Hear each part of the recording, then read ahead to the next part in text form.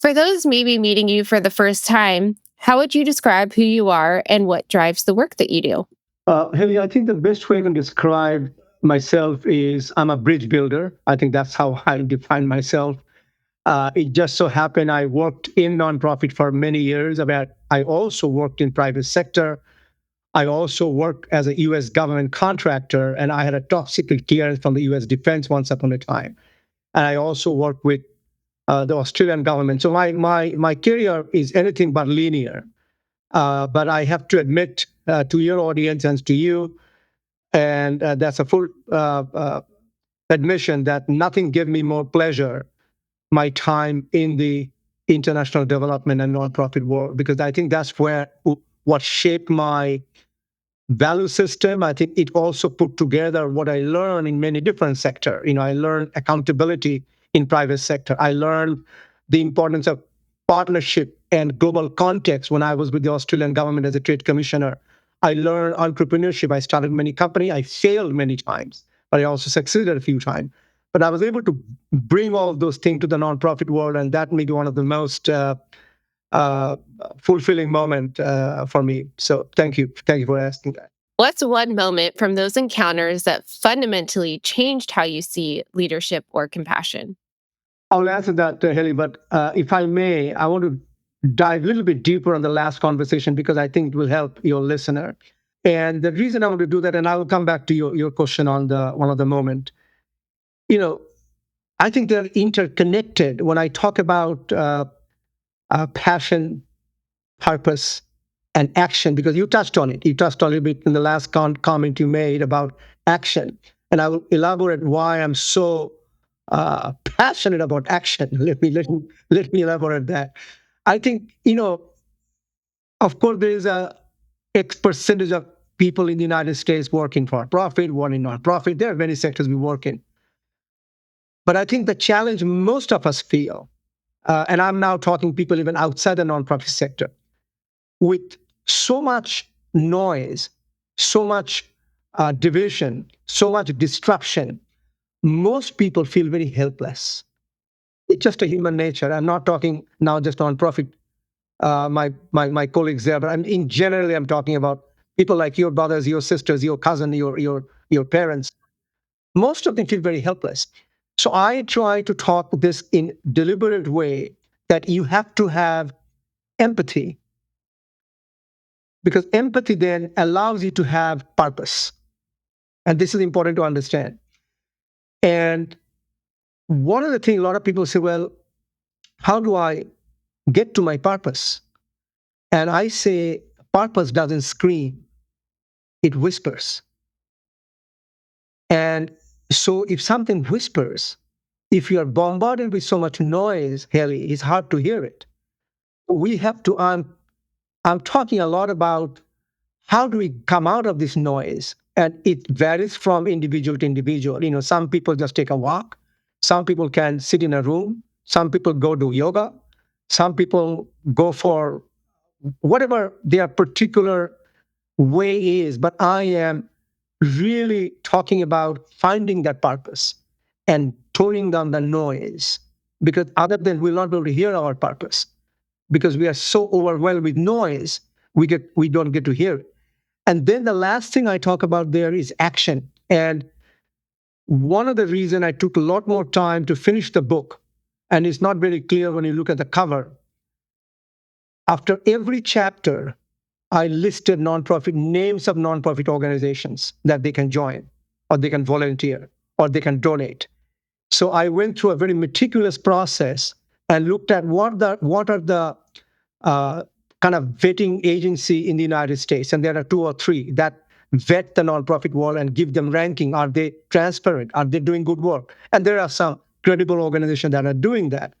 And I really wanted to make sure that this book is not about you go and buy a book you feel good about and put it back on the shelf.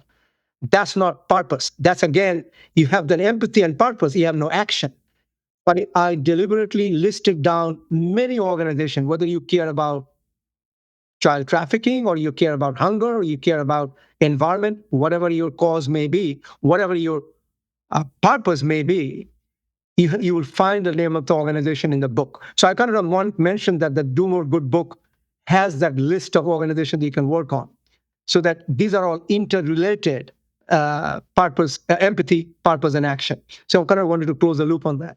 You talk a lot about, your column building bridges, and I would love to dive a little bit more into what inspired you um, to start that column. I think it's such an important conversation in this day and age where there is so much division, and whether that can span a lot of things, but in the age of cancel culture and division and disunity, um how I guess we'll start with what inspired you to start building bridges. I think what inspired me is some core belief, and I will start with that. I think if I take this country as a context, I can tell you right now that if people see two of us walking down the street, they will see a white lady, they will see a brown guy. They deep deeper, they might find out, I don't know exactly your religion, but most likely we come from a different faith. And they will deep deeper, they will find some differences. But what they will also find, if they really want to understand Haley and Neil, they will know that we both love our country. They will know we both love our family. They will know that we both love our neighbors and our friends. And they will, not knowing you, we just met 45 minutes ago. I can assure you that I feel that you deeply care about your environment, about people you work with, and you deeply care about this country, that both of us will do whatever we can to stand behind our country if it comes to that. I think one of the things people have to understand, that unity does not mean uniformity. But this is a thing I'm repeating on a constant basis. Unity does not mean uniformity. And you and I are a great example. I'm there and I'm talking about it all the time. And why goes much deeper, as I said. I think, I can tell you stories where many, many years ago, some kids threw eggs at me because I look different. But at the same time, and the reason I'm sharing this, I have had amazing experiences, and I can share one very quickly, with people in this country from all color that are boundless empathy, boundless compassion. So I have a choice. Do I remember the story of the egg, or do I remember the story of those beautiful people doing amazing things to me and my son and my family? So I think, and the other answer will be, I know what division does. I have seen directly. I've been to many countries, not just here, in many parts of the world. I've seen misunderstanding and division, what can it do to people? And now come back to our nation.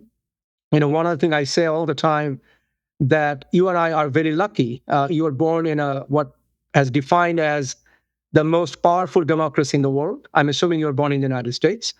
I was born in India, which was by definition the most largest democracy in the world because of the population, right? So we have not experienced what it looks like to live in a democracy. And division is one of the uh, ingredient to break the democracy. So I'm holding close to my heart the importance of democracy, because in a democracy is messy, democracy is slow, but this is the only form of government where Haley and Neil have a voice, right? Then we can speak our mind, we can have this dialogue that we are having. So I hold that very close to my heart. So I think I'm very passionate about, I've seen what religious division, what political division can do. And one of the things I always say, that empathy is not a blue state value or a red state value or a purple state value. It's an American value. It's integrated in our system, in our being. So we have a job to find out, how do we bring that up?